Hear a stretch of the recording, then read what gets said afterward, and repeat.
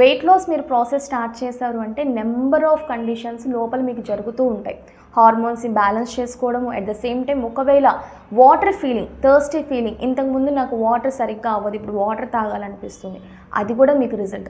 ఇంతకుముందు నాకు నిద్ర పట్టదు, ఇప్పుడు నిద్ర పడుతుంది, అది కూడా మీకు రిజల్ట్.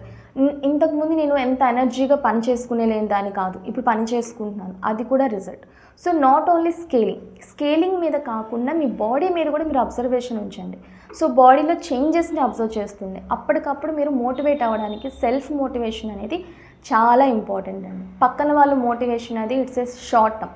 మీ ఓన్ డిసిప్లిన్, మీ సెల్ఫ్ మోటివేషన్ అనేది లాంగ్ టర్మ్ ఉండి మీరు కన్సిస్టెంట్గా ప్రాసెస్ని చేయడానికి, వెయిట్ లాస్ మీరైతే గోల్ పెట్టుకున్నారో దాని వరకు రీచ్ అవ్వడానికి ఖచ్చితంగా హెల్ప్ చేసేది సెల్ఫ్ మోటివేషన్.